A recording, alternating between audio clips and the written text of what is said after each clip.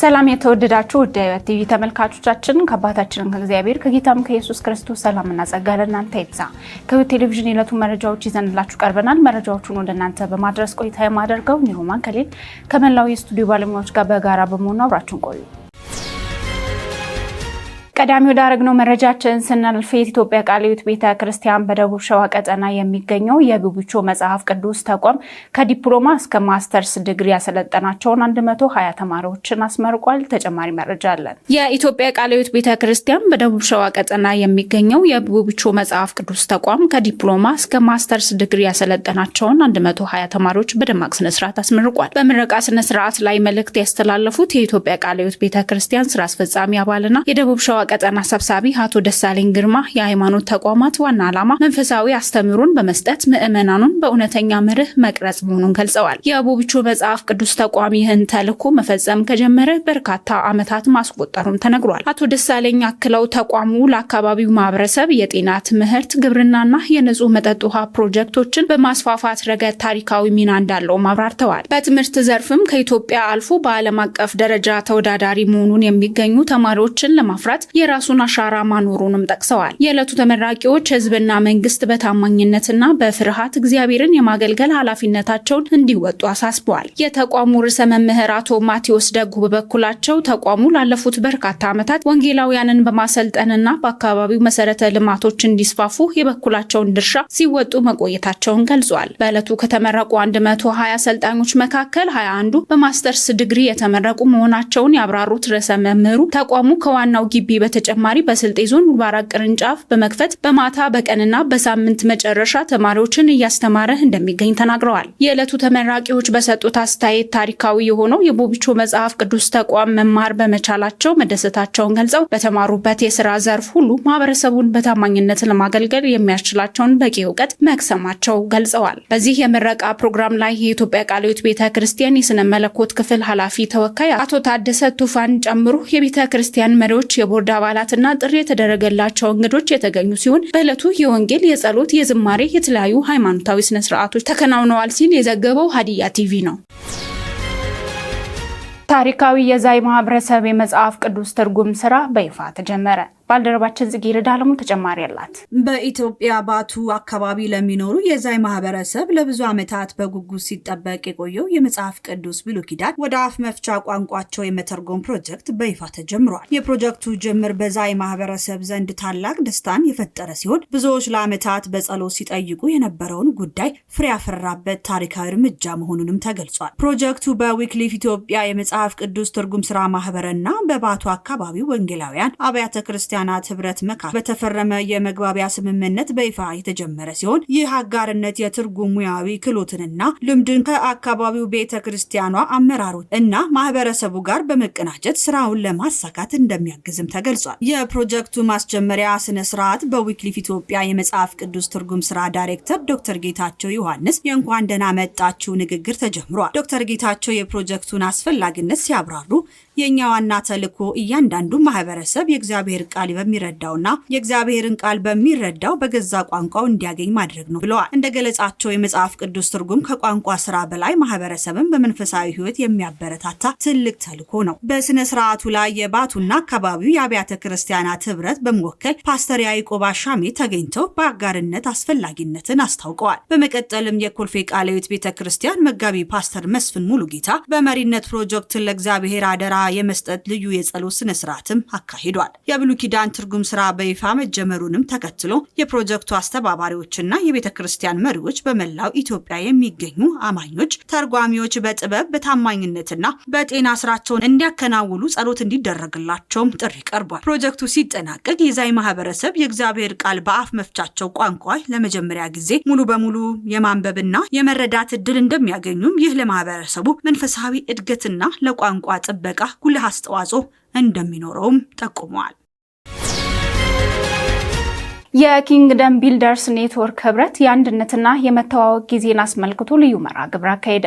ባልደረባችን ባስሌል ዘሪሁን ተጨማሪ ያለው የኪንግደም ቢልደርስ ኔትወርክ ህብረት የአንድነትና የመተዋወቅ ጊዜ አስመልክቶ ልዩ መርሃ ግብር አካሄደ። የኪንግደም ቢልደርስ ኔትወርክ ህብረት የወንድማማቾችን አንድነት፣ ትውውቅና መንፈሳዊ ህብረት ለማጠናከር ያለመ ልዩ የምክክር የአምልኮ መርሃ ግብር አካሂዷል። የወንጌላውያን ነጋዴዎች በመርሃ ግብሩ ተሳትፈው የኔትወርኩን ጉዞ በምስጋና አክብረዋል። በምስጋናና በአምልኮ ክፍለ ጊዜ ፓስተር ዘማሪ ያሬድ ማሩ ቆምኩ እንደገና በተሰኘ መዝሙር አገልግሎት ያቀረበ ሲሆን በመዝሙራቸው እግዚአብሔር በታማኝነቱ ህዝቡን እንደሚያቆምና በየዘመኑ እንደሚያበረታታ አስታውሰዋል። በመቀጠል አገልጋይ ሶፊያ አሰፋ ታማኝነት በሚል ርዕስ የእግዚአብሔርን ቃል ለተሳታፊዎች አካፍለዋል። በትምህርታቸውም ታማኝነት በቃልና በተግባር እውነትን መኖር መሆኑን በማስገንዘብ ጨዋነት ማለት እውነትን መናገር ነው በማለት ክርስቲያናዊ ባህሪና ታማኝ አኗኗር ለማጠናከር የሚረዳ መንፈሳዊ መልእክት አስተላልፈዋል። በውይይቱ መድረክ የኪቢኤን መስራች ፕሮፌሰር ሱራፌል ጥላውን ተዋቅና መግባባት በሚል ርዕስ ሰፊ ገለጻ አቅርበዋል። በገለጻቸውም በክርስትና አካል ውስጥ ያለው አንድነት በመተዋወቅ በመከባበርና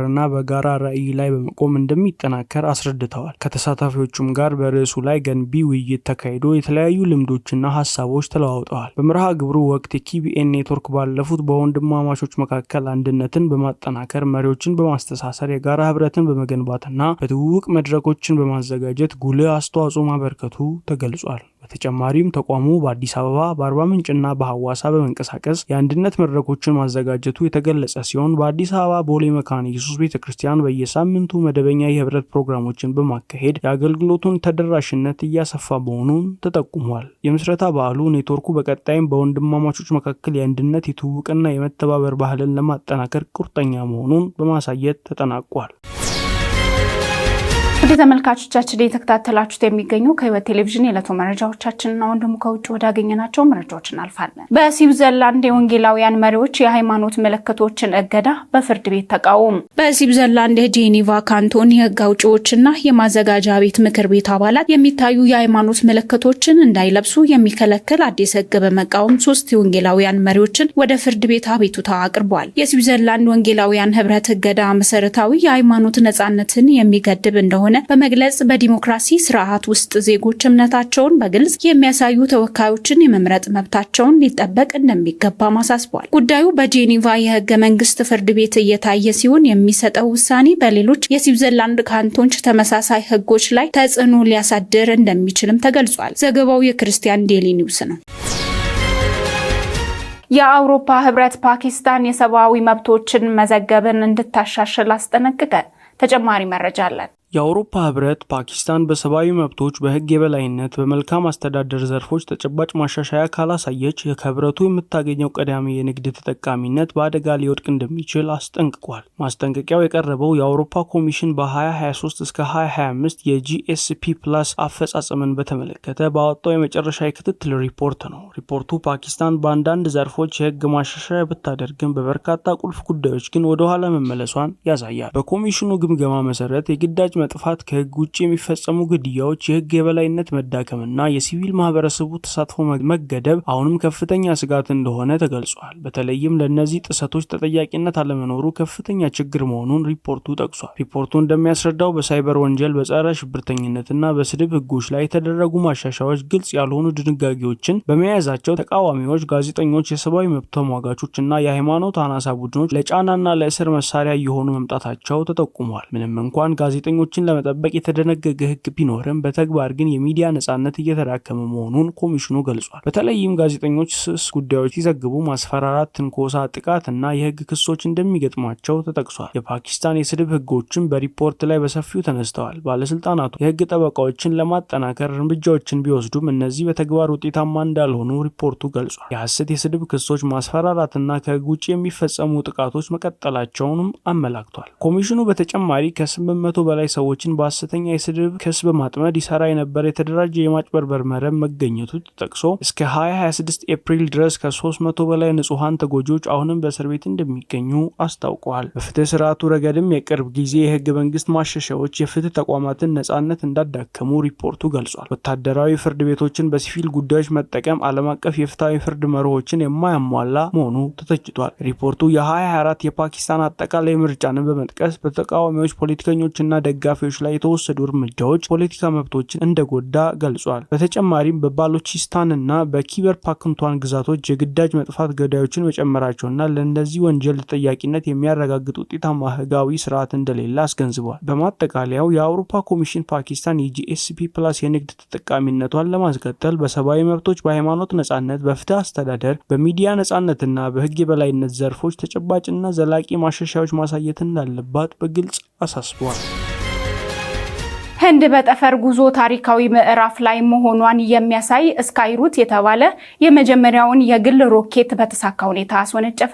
የጠፈር ቴክኖሎጂ ዘርፍ በግል ድርጅቶች እየገባ ባለበት በዚህ ዘመን የህንዱ ስካይሩት ኤሮስፔስ ኩባንያ በአገሪቱ ታላቅ የመጀመሪያ በግል የበለጸገ ቪክራም-1 የምህዋር ሮኬት በተሳካ ሁኔታ ወደ ህዋ በማስወንጨፍ አዲስ ምዕራፍ ከፍቷል። የአጋማን ተልዕኮ የተሰኘው ይህ ታሪካዊ ስራ በሰሪሃሪኮታ በሚገኘው የሳቲሽ ዳዋን የጠፈር ማዕከል የተከናወነ ሲሆን ሮኬቱ ጉዞውን በጀመረ በ15 ደቂቃ ውስጥ የተሸከማቸውን ጭነቶች በ450 ኪሎ ሜትር ምህዋር ውስጥ ማድረስ ችሏል። ይህ ስኬት ህንድን በግል ድርጅት አማካኝነት ሮኬት የማስወንጨፍን አቅም ካገኙ የዓለማችን ጥቂት ሀገራት ተርታ እንድትሰለፍ አድርጓታል። የቴክኖሎጂ አፍቃሪዎችን ቀልብ የሳበው 22 ሜትር ቁመት ያለው ቪክራም-1 ሮኬት በዘመናዊ የኢንጂነሪንግ ጥበብ የተዋቀረ ነው። ሮኬቱ 3 የጠንካራ ነዳጅ ደረጃዎችና በስሪዲ ታትሞ የተሰራ የፈሳሽ ነዳጅ ሞተርን በማጣመር እስከ 350 ኪሎ ግራም የሚደርስ ጭነት ወደ ዝቅተኛ የምድር ምህዋር የማድረስ አቅም አለው። በአውሮፓውያኑ 2018 በተመሰረተና $1 ቢሊዮን ግምት ያለው ይህ ኩባንያ በቅርቡ ወደ መደበኛ የንግድ በረራዎች ለመሸጋገር ዝግጅቱን አጠናቋል። የህንድ ጠቅላይ ሚኒስትር ናሬንድራ ሞዲ ባስተላለፉት መልእክት ይህ ውጤት ለሀገሪቱ የጠፈር ጉዞ አዲስና ታሪካዊ ምዕራፍ መሆኑን ገልጸዋል። ተልዕኮ የወጣቶቻችንን ተሰጥኦ፣ ቁርጠኝነትና የስራ ፈጣሪነት መንፈስ ያጎላል በማለት ወጣቱን ትውልድ አበረታተዋል። ህንድ የጠፈር ዘርፉን ለግል ኢንቨስትመንት ክፍት ማድረጓ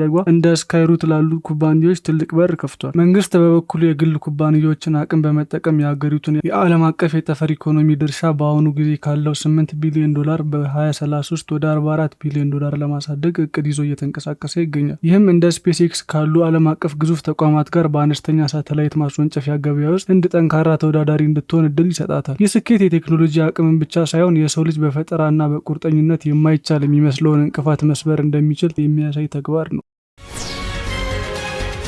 ውድ ተመልካቾቻችን የተከታተላችሁት ከህይወት ቴሌቪዥን የዕለቱ መረጃዎቻችን ነበር። መረጃዎቹን ወደ እናንተ በማድረስ ቆይታ ያደረኩት ነው ማንከሊል ከመላው የስቱዲዮ ባለሙያዎች ጋር በጋራ በመሆን ነበር። ከቀሪ የህይወት ቴሌቪዥን መሰናዶች ጋር መልካም ቆይታ ይሁንላችሁ።